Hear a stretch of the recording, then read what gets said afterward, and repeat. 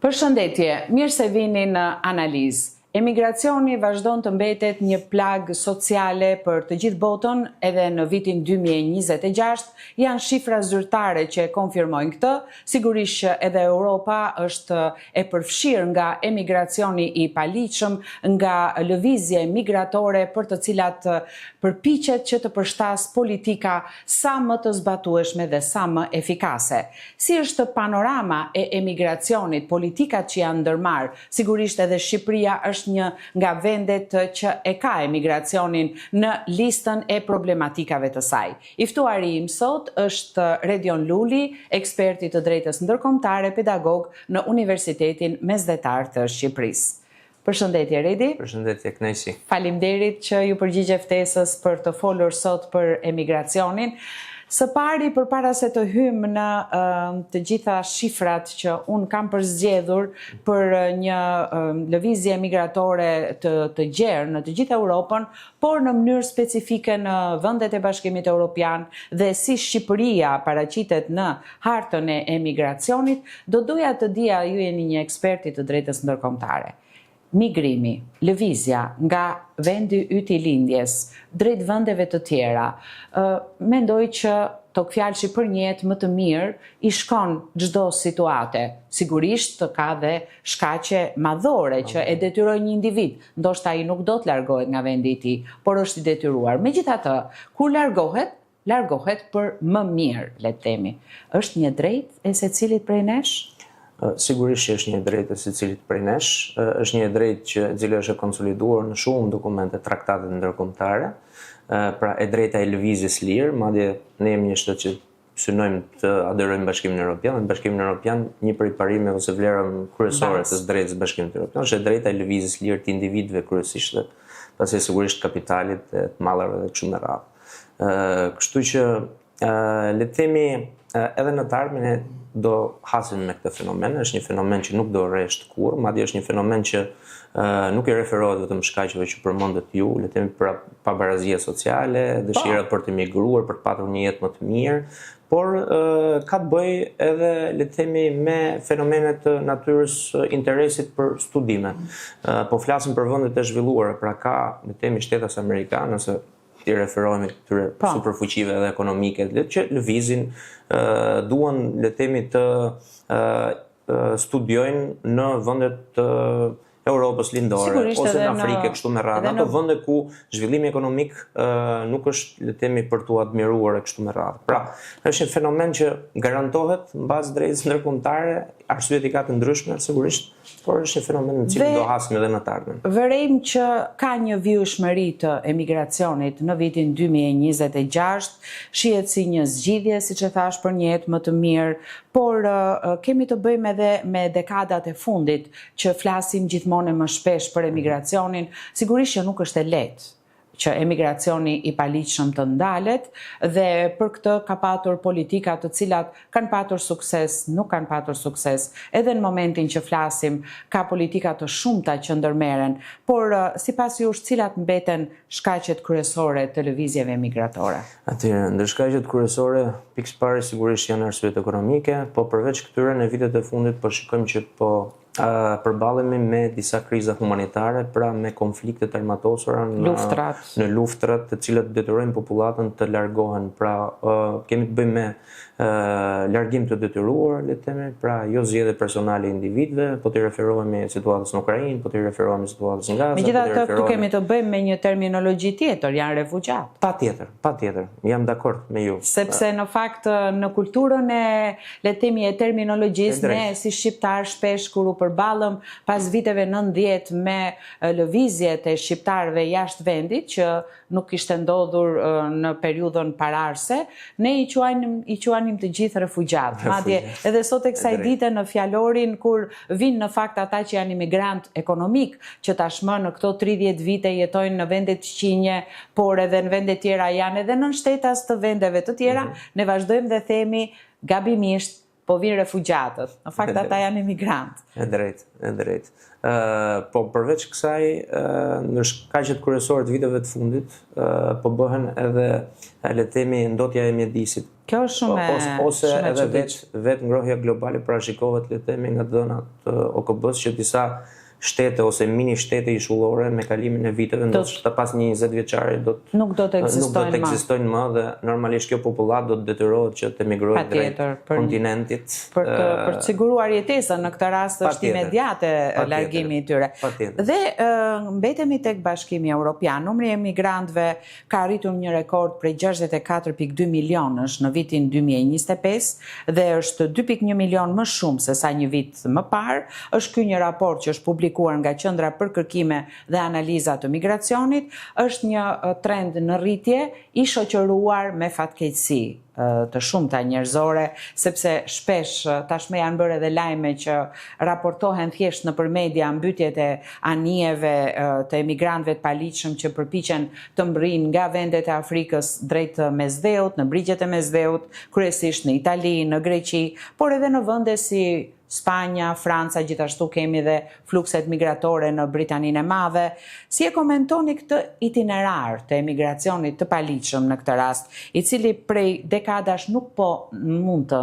ndalet, nuk po mund të institucionalizohet, megjithse Bashkimi Evropian ka marrë masa për ndalimin? Atëherë, ju e përmendni që Bashkimi Evropian ka marrë masa për ndalimin, ka ngritur një agjenci që është Frontexi, që bashkëpunon qoftë me vendin tonë, por ne e dimë shumë mirë që edhe në vendin tonë nëpërmjet kufirit të Greqisë hyn pa mas le të themi emigrantë jashtëligjshëm, janë shifra që regjistrohen në drejtorinë e përgjithshme të policisë së shtetit që janë dhe të aksesueshme.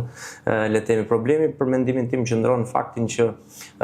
kryesisht politikat jo vetëm Bashkimit Evropian, por të gjithë vendeve qoftë europiane që përballen me fluksin e emigrantëve të paligjshëm, kryesisht është sepse ata janë fokusuar kryesisht tek forcimi i politikave të ruajtjes kufirit, dhe nuk janë marrë me problematikën le të themi në gjenezë që ka të bëjë me bashkëpunimin me ato vende pra palë të treta nëse flasim për Bashkimin Evropian, nga cilat vinë këta emigrantë. Po përjashtojmë rastet e konflikteve të armatosura, kur siç e përmendët dhe ju, kemi të bëjmë me refugjat dhe jo ndoshta emigrantë në Siri, për shembull, dhe ne raportonim shumë ardhje nëpërmjet kufirit toksor me Greqinë dhe pastaj Shqipëria përdori si trampolin për të kaluar në vendet perëndimore. Pra deri tani nuk janë fokusuar tek gjeneza, pra tek pabarazitë sociale, tek bashkëpunimi me këto vende, pra me vende që cilësohet si palë e tretë për Bashkimin Evropian për rritjen ekonomike ose për ofrimin ndoshta të fondeve të caktuara, le të themi nga vendet e Bashkimit Evropian, kundrejt këtyre vendeve nga ku vinë le të themi masivisht emigrantë të jashtëligjshëm. Pra ose madje një ndër problematikat kryesore është që nuk mund të mohojmë faktin që qoftë OKB-ja, organizatat e caktuara, ose qoftë edhe një konglomerat shtetesh të caktuar kanë nënshkruar marrëveshje për të bërë ballë le të themi këtyre grupeve, bandave të caktuara që pasurohen duke ofruar shërbimet e trafikimit të qenieve njerëzore, pra qoftë edhe të emigrantëve të jashtëligjshëm, pra ndoshta masat nuk kanë qenë të mjaftueshme për të ndalur veprimtarinë e këtyre le të themi organizatave të cilat kanë shtuar sfundmi numrin e emigrantëve jashtëligjshëm në territorin e Bashkimit Evropian kryesisht dhe jo vetëm. Ka shtete sigurisht që kanë marrë masa, le të themi, kufizuese, siç është Polonia, një shtet që nuk ka një histori shumë gjatë ekzistencës së saj në Bashkimin Evropian, por që është shumë e vendosur në politikat e mbrojtjes kufirit. Madje në rastin e krizës në Siri mund të referohemi edhe qeverisë Orbanit, qeverisë Sokojit, që mori të njëjtat masa siç mori Polonia për mbylljen e kufive. Ishin edhe masa ekstreme ndaj të drejtave të refugjatëve. Ne kujtojmë ato pamjet kur ata qëndronin me asnjë lloj kushti elementar të jetesës në kufit e mbyllur nga këto shtete. Nga këto shtete. Por këto shtete gjetën një justifikim, le të themi, referuar qoftë së drejtës në tërësi ose së drejtës ndërkombëtare dhe thanë për ne kjo problematik përbën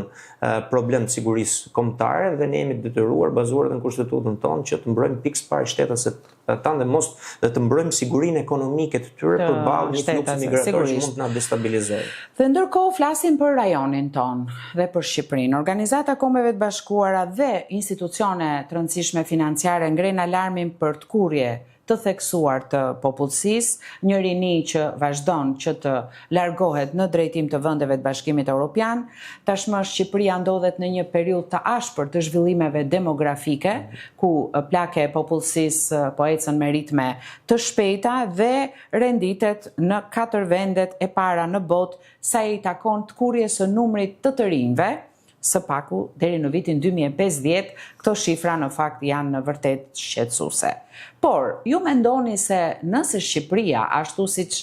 kemi dëshirë ne shqiptarë duke qenë pro Bashkimit Evropian në shifra 97%, po kështu qeveria shqiptare me ambicjen e saj për të arritur në 2027 ndoshta, po kështu edhe raportuesit e Bashkimit Evropian për Shqipërinë, zonja Marta Kos, gjithmonë optimiste në deklaratat e saj. Po nëse Shqipëria do të hyjë në Bashkimin Evropian, do të antarësohet në Bashkimin Evropian, do të kemi një ndalje të këtij migrimit të rinjve dhe të tkurrjes së rinisë shqiptare? Atëherë, sigurisht, aderimi i Shqipërisë në Bashkimin Evropian do të përbënte një le të themi plus shumë të madh për sa i përket rritjes sigurisë ekonomike për shtetasit shqiptarë që jetojnë aktualisht në vendin tonë, mund të ishte një shtys le të themi për investime të reja, për krijimin e kushteve të barazisë për sa i përket punësimit e kështu me radhë, pra mund të krijonte kushte që një pjesë e mirë e diasporës që është detyruar të emigrojë për ato kushte që përmendëm pak më lart, pa barazi sociale, kushte të vështira ekonomike, madje vështirësitë të cilat hasin të rinjt sot për sa i përket edhe strehimit, është bërë e pamundur le të themi që një çift i ri të jetë në gjendje të marrë le të themi një kredi për shkak edhe të çmimeve të larta që janë vazhdojnë të jenë rritje. Sigurisht, aderimi jonë në Bashkimin Evropian mund të rregullojë këto politika, pra mund ta bëjë më atraktive Shqipërinë, mund të nxjisë investime të reja që do të vinë nga jashtë në Shqipëri, mund të ulë shifrat le të themi e korrupsionit, një për problematikë kyçe jo vetëm në vendin tonë, por edhe në ato vende që kanë aderuar prej kohësh në Bashkimin Evropian, ama po të referohemi të dhënave, referuar atyre shteteve që kanë aderuar në Bashkimin Evropian, për shembull në vitin 2007, kemi 2 vende, Bullgaria dhe Rumania, po ndalem pak te Rumania, me që njoh pak më mirë le të themi si shtet. Rumania ka patur një tkurrje të popullatës duke filluar nga viti 2007, nëse ishin 20 ose 19 milion, sot rezulton që në territorin de facto në territorin e Rumanisë jetojnë 16 milion, nuk janë pak 3 ose 4 milion banor, pra duke filluar nga viti 2007, presupozohej që aderimi në Bashkimin Evropian do krijonte kushte të barabarta si në Gjermani, vendet e tjera që kanë krijuar Bashkimin Evropian, por na rezulton që njerëzit ose lëvizjet migratore vijojnë për një arsye më të mirë sigurisht. Vijojnë sepse është një drejtë e shtetësve evropian që të lëvizin, ndoshta mund të kthehen me kalimin e kohës. Duke qenë edhe me pasaporta duke qenë vende të Bashkimit Evropian. Kemi edhe një fakt tjetër konkret, po më lejon të referohem sërish Polonisë, që dëshmon se nëse në momentin kur le të themi Polonia aderoi në Bashkimin Evropian, pati një fluks migrator të konsiderueshëm, shikojmë që pothuajse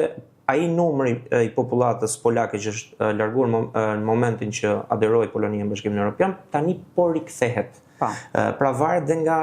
mënyra e menaxhimit të fondeve që vijnë nga Bashkimi Evropian. Pra nëse ne do të kemi një qeveri që do të jetë aftë të adresojë le të themi pikat kyçe nevralgjike të problematikave që i shtyn popullatën shqiptare të largohet jashtë vendit, unë them se në një perspektivë afatgjatë ose afatmesme, ndoshta aderimi jonë në Bashkimin Evropian mund të bëjë të kundërtën. Pra mund të jetë një ndalesë për mirë, le të themi, ose e rikthimit të diasporës në vendin tonë. Mund të bëjë që ata t'i kthejnë syt në vendin tonë, por a mund të jetë një zgjidhje imediate? Jo. Edhe nëse ne aderojmë nesër në Bashkimin Evropian, le të themi, pra fluksi migrator ka tendencë të vijojë. Ndoshta rriti është edhe një proces ky që një cikël i cili do kalohet patjetër dhe është edhe një provë, sepse dy shembuj që dhat ju janë shumë kuptim plot, Polonia dhe Rumania, 2 vende që kanë aderuar pavarësisht se në kohë të ndryshme në Bashkimin Evropian, po shikojmë që Polonia nuk ka probleme kaq të rënda të emigrimit, saç ka Rumania në këtë rast, që shumë rumunë, siç e dim, jetojnë kryesisht në vendet e BE-s, por edhe në Britaninë e Madhe, fal edhe të qenit vend shtetas të Bashkimit Evropian, kjo i lejon atyre mundësinë që të strehohen, të jetojnë, të marrin shërbime shëndetësore kudo që ata vendosin që të jetojnë. Dhe ndërkohë Parlamenti Evropian në 17 qershor ka miratuar një reformë të politikës së migracionit që synon përshpejtimin e dëbimeve dhe lejon vendet anëtare të krijojnë qendra ndalimi për emigrantët jashtë territorit Bashkimit Evropian. Ky vendim në fakt shihet si një kthes, si një politikë ashpër e Bashkimit Evropian për emigracionin, ndërsa kritikët e kanë kundërshtuar duke e cilësuar si sistem që dobëson mbrojtjen për azil kërkuesit. Dhe ligji i cili ende duhet marrë miratimin përfundimtar nga 27 qeveritë e 27 vendeve parashikon procedura më të shpejta për kthimin e personave që nuk kanë të drejtë të qëndrojnë në Europë. Ndërkohë është tentuar krijimi i disa qendrave jashtë vendeve të Bashkimit Evropian, siç është edhe projekti Itali-Shqipëri, i cili si synim kishte frenimin e fluksit të refugjatëve edhe emigrantëve në kufijtë e Unionit. A e shikoni juve këtë reformë të Parlamentit Evropian, e cila është në diskutime sipër, në përpunim, si një reformë efikase për frenimin e emigracionit paligjshëm në vendet e Bashkimit Evropian? Atëherë, po të referohemi vetë dokumentet, shikojmë që ka disa masa realisht kufizuese më të repta, më të forta, se sa ata që kanë ekzistuar më përpara, sepse siç e përmendet pak më lart, një rregullore ekzistuese përpara kësaj të resë, le të themi, ose më saktë ajo që është amenduar, që do të jetë në fuqi pas daljes në fletoren zyrtare të Bashkimit Evropian, pasi të marrë edhe miratimin nga Këshilli, sepse paraprakisht në 17 qershor mori miratim nga Parlamenti Evropian, por procesi legjislativ kërkon dhe miratimin e Këshillit të ministrave të BE-s. Ajo çfarë parashikon, le të themi, ka disa masa që duket sikur janë kufizuese kundrejt të drejtave të njerëzit, po që në vetë dokumentin ka referenca tek mbrojtja të drejtave të njerëzit, pra presupozohet që këto masa janë konformitet me të drejtat e njerëzit. Pra flitet konkretisht për të drejtën, le të themi, autoriteteve kombëtare, pra të vendeve anëtare të Bashkimit Evropian, që në momentin që marrë një vendim për dëbim, ky vendim duhet jetë i zbatueshëm automatikisht, pra nga pala në dëm të cilit merret ky vendim. Ama kritikët me të drejtë referohen faktit do jenë aq bashkëpunues ato shtete nga të cilat ose ato vende nga të cilat janë larguar këta individ, pra emigrantë të jashtëligjshëm, që ti mirë presin këta individ në mënyrë që të mos u cënohet që mos cënohen drejtat e njerëzit, pra që këta të pranohen me dojmos në territorin e këtyre vendeve. Nga ana tjetër, parashikohen masa, le të themi, që shkojnë deri aty sa që i lejojnë autoriteteve të vendeve anëtare të Bashkimit Evropian, po flasim kryesisht për shërbimet e migracionit, që të bëjnë kontrolle në shtëpitë e këtyre, le të themi, migrantëve të paligjshëm. Madje mund të arrijnë deri aty, si bazuar tek kjo rregullore, sa që t'i detyrojnë, le të themi, këta migrantë jashtëligjshëm që të mbahen, le të themi, pra me forcë kundër vullnetit të tyre në disa qendra, le të themi, jo penitenciare, vendime do të merren nga gjykatat ose nga njësia administrative sigurisht, po që nuk janë më sheltera, le të themi, ku do t'i ofrohet një farë ndihme konkrete, asistencë, sigurisht këto do ta marrin patjetër, po duket më shumë si masë shumë restriktive, pra duken si, le të themi, qendra para burgimi, dhe i linde drejta autoritetet të Bashkimit Evropian që t'i lënë për një periudhë deri në 30 muaj. Pra paraprakisht 24 muaj, nëse ndodh që ky shtetas gjatë kohës që nuk ndodhet në një nga këto qendra, po mund të lëvizë ose mbahet për 24 muaj, kalon territor në mënyrë të jashtëligjshme nga një vendje Bashkimit Evropian në një shtet tjetër, mund të merret masa, le të themi, që të shtyhet edhe me një 6 mujor tjetër. Përveç kësaj, parashikohet dhe është e lejuar të bazuar te kjo rregullore, edhe drejta e forcave ligjzbatuese të vendeve anëtare të Bashkimit Evropian që të vendosin dhe detektor elektronik, pra këtyre individëve që ndoshta nuk janë fort gatshëm bashkëpunojnë me autoritetet, nëse janë të lënë të lirë, pra kanë të drejtën të qëndrojnë në territorin e vendeve anëtare të Bashkimit Evropian, për sa kohë nuk është marrë vendimi final për riadhesim, pra për riadhesim. Përveç kësaj, mund të them se një prej kritikave kryesore është sërish fakti që nuk Kjo rregullore nuk i referohet le të themi arsyeve kryesore që i shtyn këta migrantë për t'u larguar. Pra do të ketë një zgjidhje, një bashkëpunim me vendet me palët e treta nga të cilat vjen ky fluks migrator për t'i garantuar një rikthim të shëndosh në vendin e tyre pa u shkelur të drejtat këtyre individëve, sepse ne dimë që arsyet mund të jenë edhe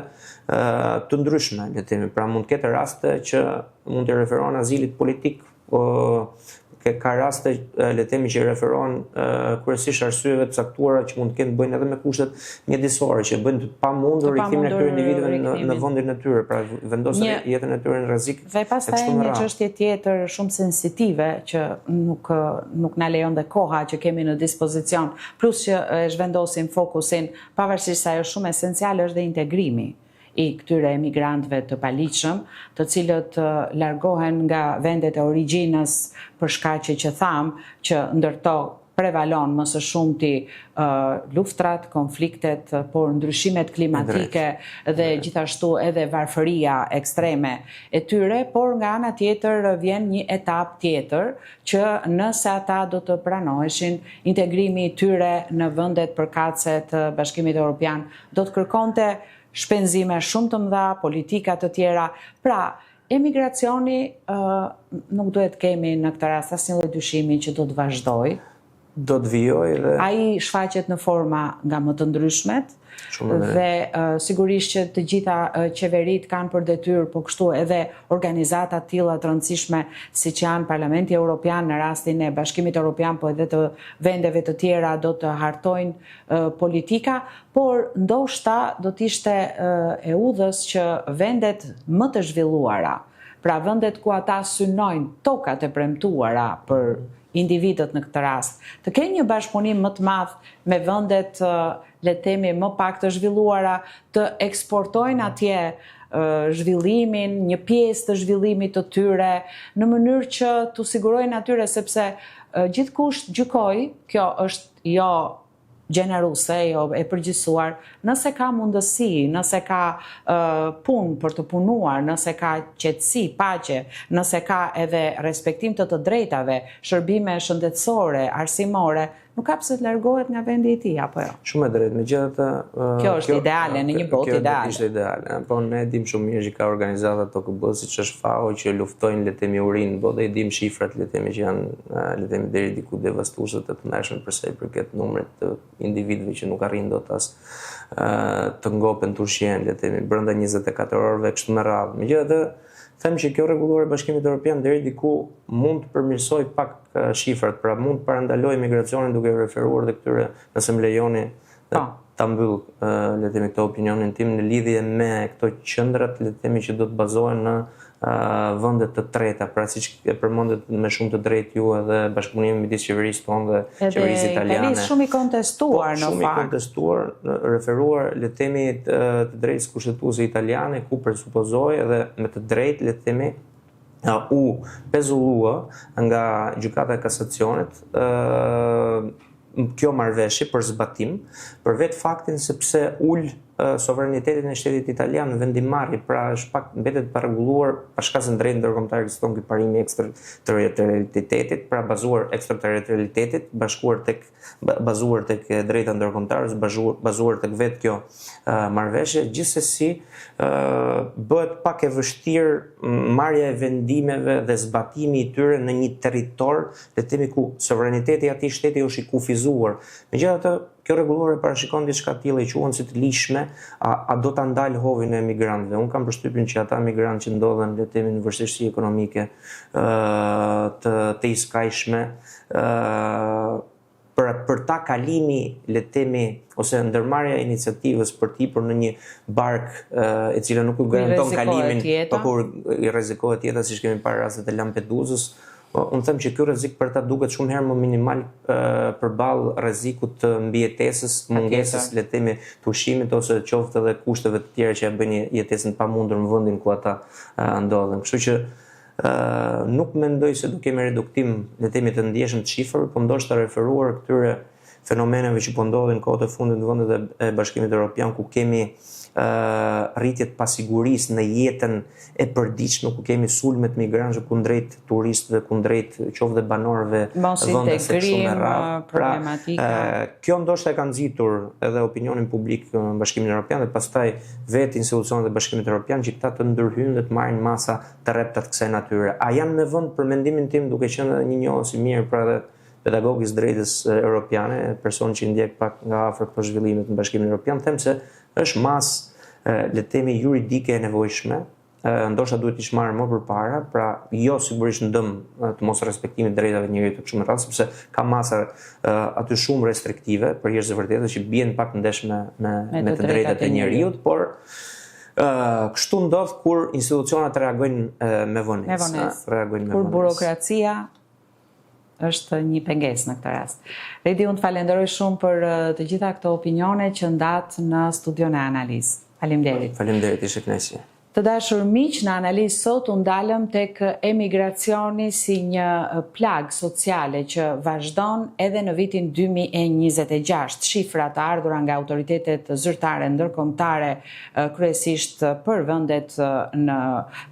për emigrantët e paligjshëm që synojnë Bashkimin Evropian, po kështu Shqipëria në këtë hartë migratore ishin në fokus të analizë. Ju falenderoj që qëndruat me ne, miru takofshim.